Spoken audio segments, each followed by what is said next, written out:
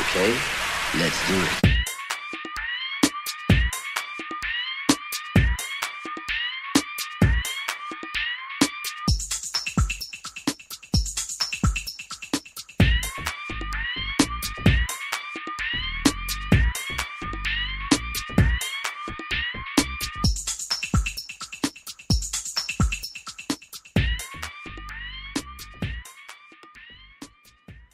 Good morning and welcome to another edition of 15 Minutes of Flame. I'm Robert Phoenix. How was everybody today? Broadcasting to you live from semi-cloudy South Central Texas, or as Alex Jones says, Occupy Texas. How was everybody out there today? We are slowly moving our way through summer, and it seems like things have cooled off a little bit in terms of temperatures. But the world itself still seems to be at a ripening and simmer, so to speak. I guess the big news out there, which we're going to talk about today, is what appears to be the death of CNN. And there's something bigger that's also kind of afoot here, which I'm going to go into the world of sports. I know some people don't like the sports talk. But there are things happening in sports that I think are interesting and kind of pertinent to sort of the bigger picture. And the bigger picture is that through Veritas, of course, we talked about this yesterday, CNN was basically being shown as the money-grubbing whore of the news network syndicate that we've always known it to be. And they're all money-grubbing whores. I mean, let's be clear, there is no moral sanctity or sanctimonious moral position that can be held by any of the news groups because they're all after one thing. They're after your eyeballs, they're after your attention, they're after advertising dollars, and then from another level, they're after garnering and grabbing your signal so that you can be manipulated. And this has been going on for a very long time. A lot of people, again, think that Walter Cronkite was this voice of kind of the moral authority and reason, right? That Walter Cronkite. Good evening. I'm Walter Cronkite, and this is the CBS News. Tonight, in Vietnam, we got our asses kicked again. Walter Cronkite was the father that broke the news to you back in the 60s and to some extent the 70s. That was his job. That was his role. You'd sit down at night, you'd break bread with Walter Cronkite. Walter Cronkite was an avowed globalist, a total globalist. And he did voiceovers for the Bohemian Grove. Like their rituals, that's Walter Cronkite's voice. Okay, Walter Cronkite. And if you look at the quotes of Walter Cronkite, he is clearly engaged in a level of subversion that was, the highest ranks of moral subversion in a lot of ways, right? He's just ready to sell the human race out. And yet, he's this guy on TV at night. Good evening, I'm Walter Cronkite, and this is the news. I guess, who was it? Huntley and Brinkley, Chet Huntley and David Brinkley. They were the tag team. They were the NBC tag team. They needed two of them to keep up with Walter Cronkite. Anyway, it's been going on for a really long time. And CNN now has been caught with its pants down. So the things are being exposed to us. But we've already known this, right? We've already known it. And it's fascinating to watch this. John Bonifeld, who was the producer that Veritas honey trapped, he is not going to lose his job. And he didn't really deserve to lose his job. I mean, it wasn't like the guys from like Bob Creamer when Veritas just completely ensnared Bob Creamer. It wasn't like that. When Bob Creamer stepped down from Democracy Partners, whatever his group was, nobody. It's like people are like, yeah, good, you piece of shit. Good you had to step down. But this guy's not like that at all. He's just a guy doing his job, and through the confidence of gaining the confidence of the insider from Veritas, he just kind of told it as it was. Yeah, we're focusing on Russia, as much as we can because it's a viewership piece and it's a money piece, and it's also a takedown Trump piece. Now, Van Jones has come out and said that in the Veritas stuff that Russia's a nothing burger. It's a nothing burger. This is from Van Jones. So something really interesting is happening right before our very eyes. We're watching the disassembling, really, of a major news network. And it would be great if they were all disassembled, and I'll throw Fox in there as well. Because Fox, there's some good... I like Tucker Carlson. I have to say I like Tucker Carlson. He grew on me. Years ago, I couldn't stand Tucker Carlson. His little bow ties. But I like him now. It seems like he's sort of come over to the other side. And even Hannity, I don't trust Sean Hannity at all, number one. But at least Hannity feels like he's sort of playing ball at times, if he has to, or if he's directed to. I mean, when Hannity was just so pro-Bush, it was really hard to deal with. So hard to deal with. Now he's kind of in a bit of a different zone. But even Fox needs to be flushed. And so where do we go for our news? Where do we go to understand what's going on? I think that there's an opportunity out there for a new network to be born. And I think that it could be an interesting network.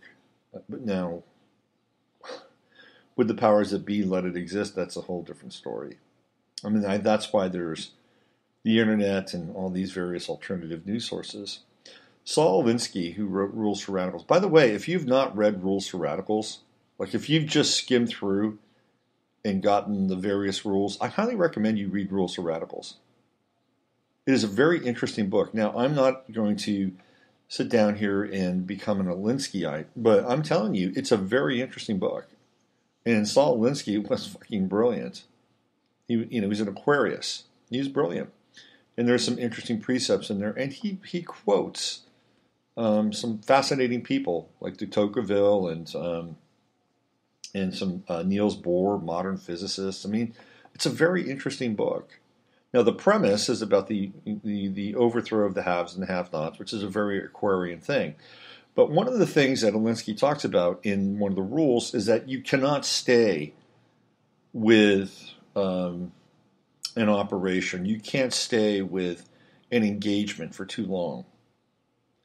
Because what happens if you stay with an engagement too long, you stay with some kind of operation for too long, it loses energy, right? And it's better to sort of cut and fold the card, throw your cards down and leave the table before you expire all the energy. And so what we're seeing here through the left and through the neoliberal cadre of the neoliberal neocon left-right paradigm, which is what it's really boiled down to now, is that they're running out of energy. This action, which has been Russia versus Trump, Russia and Trump versus the liberal media, or Russia and Trump versus the American people, or Russia and Trump versus the clear-thinking, socially responsible Democratic Party, Russia and Trump versus America. This action has just about lost its energy. And if they're smart now, see what happens though if they drop this and they went all in on this. And this is the big problem, is that they went all in on this, using another poker analogy, thinking that they could get enough energy, enough sort of backlash, enough friction, so that there would be enough drag on the system that Trump would be disabled and could not do anything. And to some extent, I think they've done a lot of damage. Like Trump has not found an FBI director, if I'm not mistaken. There are people who have voted for Trump, supported Trump, they're walking away. His ratings are really sort of abysmal at this point in time. it's not been a great 180 days. Now, if you listen to Alex Jones, it's like Trump is winning, winning, winning, winning, winning. Of course, he's going to say that. He's connected to Trump in a very big way. But it's taken its toll on Trump. Now, so the Russia thing may have served a purpose in that it's completely weakened the Trump administration. And they got Mike Flynn. So they got one guy on some level of corruption. Now they'll go after the Comey thing. That'll be the next piece, and they'll drag that out ad infinitum. And maybe something will come up around the eclipse, which will force Trump to reconsider his position inside of the White House. In which case we'll get Mike Pence, and God forbid, Trump is bad, at least at an organizational level. Mike Pence will be your worst nightmare. Mike Pence will do everything that Israel wants Mike Pence to do. Mike Pence will start a war with Iran. If they say, Mike, you go to Iran, Mike will say, okay, let me get support from people like John McCain and Mitch McConnell and all the other people, Lindsey Graham. I'll go get the support, and we'll go after Iran, which is Israel and Saudi Arabia's wet dream. So there's a real downside for removing Trump from office at this point in time. And some people said, well, if they choose to remove Trump, it's going to happen, and there's nothing you can do about it. Perhaps there are always X factors and variables, and at times even angels at play in the cracks of our reality. And these are the variables, the nodes of mutation that are kind of built into this system, which makes it slightly irregular, right? Anyway, we're looking at this disassembling of CNN, and they went all in on the Russia stuff, and it's now going to implode. It was almost like CNN became a suicide bomber, and they were aided and abetted with the New York Times and the Washington Post. It's been this triad of absolute aggression and absolute disinformation and misinformation against the Trump administration with all of these anonymous sources. It's just absolute and utter bullshit. So they're going to go down, and that's just the bottom line. And it's an interesting piece to our reality. And so what we're seeing now is this, how do I say this? It's this breakdown of these hierarchies that are starting to take place. We're looking at the disruption of hierarchical breakdown. And here's where the sports piece comes in, because I look at sports and I think it's an interesting augur for culture and society. Sports and music.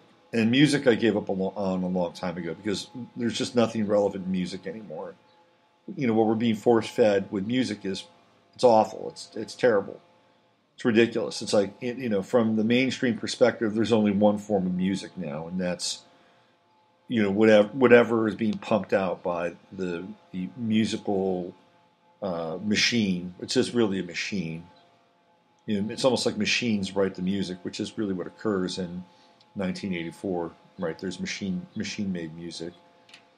And, I'm going to digress a little bit here, but I'm going to get back to the sports piece. When I was a kid, not long ago, like even in my late teens and early 20s, there were, clearly there wasn't any internet, and there wasn't Spotify, and there wasn't all these different services that we could tap into. But there was a sense that there were things happening, right? Like, there was jazz, and there was blues, and there was classical, which is a dying art form of music. Of course, you had whatever variants of rock were happening at that time. Alternative, post-alt. There were a lot of things going on, and now there's just absolutely nothing really. Granted, there's a lot of music out there, and you can still find it. But from a broader perspective, it's really become this sort of mono culture, this mono crop of real mediocrity. But getting back to sports, what's interesting is that there are these new leagues that are starting up. Right? In basketball, they've decided to create, Ice Cube decided to create a 3-on-3 league. And in football, they've got a flag football league. Now, these leagues may not be, and they're all using ex-pro athletes to extend their career or their brand, whatever. Now, these leagues may not be that successful, but it's interesting in that it's representative of this kind of breaking down of these traditional sports. Like the NBA existed for a period of time, and even the NBA itself is undergoing this major transformation where you have teams becoming like these super corporations. Like the Warriors have become the Amazon.com of the NBA. Now you have the Houston Rockets trying to come in and become the Google. I think the Cleveland Cavaliers are the Google of the NBA. But the Houston Rockets now are trying to become this startup where they're aggregating these players, which is kind of like aggregating businesses. So what's happening is we're seeing a change in that structure, and we're seeing these smaller leagues that are showing up. New leagues, the Flag Football League, which is kind of interesting to some degree. If you've got a kid and you don't want your kid to play tackle football and they get a concussion, hey, let's get tickets to the Flag Football League and let's watch Michael Vick. They're going to play their games in all the same place, whatever. But what it represents is it represents a disassembling to some degree of kind of this dominant culture in sports. Who knows? Maybe they'll have a stickball league for baseball. Maybe that'll be the next thing. And I think it's a good thing. I mean, I think, now, is it happening in every single sector of our lives and our society? No, not necessarily. But it will. It's going to happen. At some point, it will happen in other areas. Now, obviously, Amazon just bought Whole Foods, which is whatever. I mean, I think at some point, you're going to have to look at some kind of antitrust ruling with Amazon because they're just going to be swallowing up everything. I mean, Amazon is the whale, right? And it's going to just continue to eat everything. And we may wind up dealing with about 4 or 5 different sort of entities that'll run the whole thing, potentially. Amazon, Google, Apple, and whatever Microsoft kind of conglomeration comes out of that. That'll be kind of like the big 4, really. And everything, and sure there'll be other businesses, but it'll be difficult to some degree to operate outside of them at a significant rate of profit. Now, I think you can operate at a smaller rate of profit and be just fine. But I think but we're seeing some disassembling taking place. On the one hand, we're seeing some disassembling and the breakdown of this kind of mainstream projection of reality in a lot of ways. So it'll be interesting to see what comes down and what happens as a result of sort of this deconstruction, especially on the news front. Now, CNN will kind of limp along for a while. It'll still be CNN, and the faithful will still be there. But any kind of real legitimacy that they even remotely claim that they had is done by the wayside. I just wanted to take a moment of time here to recognize somebody who passed away earlier this week. And her name is Joyce Riley. I think she was a lieutenant. She was in the United States Army. She was a nurse. And Joyce Riley was one of the people that really turned me on to what was going on with the Gulf War. And this was back in the 90s. And a lot of the vets were coming home with Gulf War syndrome, which was horrific. And if you ever read the symptoms of Gulf War syndrome, they were terrible. And not only were they terrible, but they could spread whatever it is they were going through. It sounded to me, to be honest with you, Gulf War syndrome sounded a lot like early versions of Morgellons. That's what it sounded like. And which is a variant of Lyme and the, sort of the breakdown of, it's an array it's like this array of goodies, or not necessarily goodies, but it's an array of pathogens and various types of like macrophages and viruses and bacteria. I mean, it's like the negative version of the Justice League in terms of going after you. Anyway, Joyce Riley was a person who got on AM radio and tirelessly fought for these guys and what they were going through. And Joyce continued to do that for a number of years and had a pretty popular talk show, truth talk show on the Genesis radio network. You can find a lot of her stuff online. She brought in a lot of people who were pretty interesting. She would talk to people like Daniel Estelin and some of the guys that broke stuff down. She was very hungry in terms of her pursuit of the truth. And she died. She passed away this last week. I think her show was called The Power Hour on Genesis Radio Network. And just wanted to take a moment to recognize, the work that she did and giving a platform and a voice to a number of people who were able to, share what was happening, what's going on. And she'll be missed. She'll be missed. She had a pretty good way with callers and guests, and if something was lagging, she kind of kept it moving along and kept things on point. She was a real pioneer. So, Joyce Riley, wherever you are, I hope you're being rewarded for your good work on this planet, on this domain, this realm, wherever we are.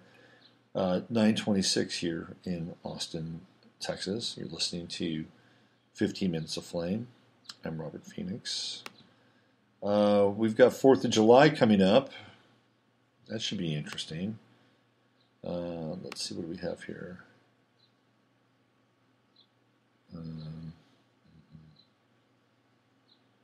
Oh. Okay, that's different. Somebody just sent me an email that I want to address, but not here in public. Just to give you another sort of sense as to how the mainstream media, or not even the mainstream, the alternative media is dealing with the CNN stuff. Check out the Economic Collapse blog. That's Michael Snyder's website, which I actually really like. And he's got a big post there on the death of CNN, which I think is really worth checking out. So what else do we have going on out there in the big wide world, in this Matrix-like experience? Mark Devlin, who does some really interesting stuff around music, just got his show pulled from SoundCloud because he had 3 copyright strikes against him. What Mark does is he'll take music and break it down, and he's a really interesting guy. And he's been on a show with Randy, and he's been on Randy and Emily's show. By the way, happy birthday, Emily. Today's Emily Moore's birthday. Should we get a little cheer here going for Emily?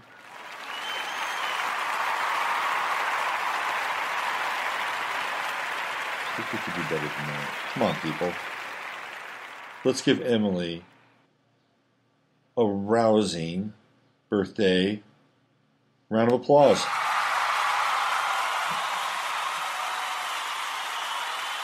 There we go. That's a little better. We like that. Anyway, Mark got his show pulled. He lost all of his files. He lost his entire show. His entire freaking show. How about that? Because SoundCloud said that he had violated copyright restrictions. Speaking of fake, CNN also has 17 million fake Twitter followers. Did you know that? 17 million fake Twitter followers. I could take some of those fake Twitter followers. They had a Twitter audit. According to TwitterAudit.com, Nearly 50% of the followers on CNN's verified Twitter account are fake. How about that? That's a lot of fake, man. That is a lot of fake. A lot of fake. It just goes to show you this level of duplicity that we're living with and the plasticity of reality. But what's really good, and I think that this is the most important piece that we can come away with from here, is that we get to redefine what's real. Like what's important, and what is analogous. Analogous being close to analog, right? What is analogous with having an organic, connected relationship with one another and with life in general. And if we can plant our flag in the ground for that, that there are really touch point pieces that I'm adamant about that we can put our energy towards, which will help us regain control of this organic realm, and that's the relationship with vaccines to health, overall health, and the relationship with geoengineering and the seeding of the clouds with all the crap with our health as well. These are two main areas. If we wanted to focus on and put some energy towards, this is where I think it's at. This is where we can reclaim our primary relationship with this domain. The other would be genetically modified foods and genetically modified. Now, it's a big fight. It's a big challenge because we're up against science and big pharma and big agri and big business. But it's the one that's really the one that's worth kind of most fighting for. I've got a Facebook friend named Adam Ringham, who's just put out a little book about raising his son without anything. Right? No, there's no vaccines. There was no epidural. There was nothing that got in the way of his son coming into this world. And he's written a book about it. And I want to have him on the show. And I want to ask him what that's... I mean, I did the best that I could. I mean, I went into that whole scenario thinking the same thing, right? I'm not going to have, we're not going to go to a hospital. It's not going to happen. And for all of my ex-wife's kind of seeming limitations in my head, right, and some of which might have been actually real, she actually agreed to have a water birth. We were going to had this tub all set up and everything, and we'd worked with a doula and a midwife, and it was a really interesting process. And when it came to when it was showtime, she just wasn't dilating enough. So we had to leave. We had to go to a hospital, and boy, all of a sudden we were just shoved right into the Matrix. And it was kind of the best version of the Matrix that we could be in, thank God, because my son was a forceps birth. I don't want to get into details too much, but from that point forward, we resisted. Well, we agreed not to vaccinate him, and he wasn't circumcised. Of course, very personal information, but that's the truth. Because I believe, we both believed in that, right? I mean, and so he had a real shot of being this kind of natural kid, right? She had an epidural, so, couldn't check that box. But I did this and defended this for a very long time. And it wasn't until about a year ago when he started playing football, and his mother decided that she was going to take the opportunity to vaccinate him. So he got the MMR and 3 separate shots. I was not a fan, still not a fan.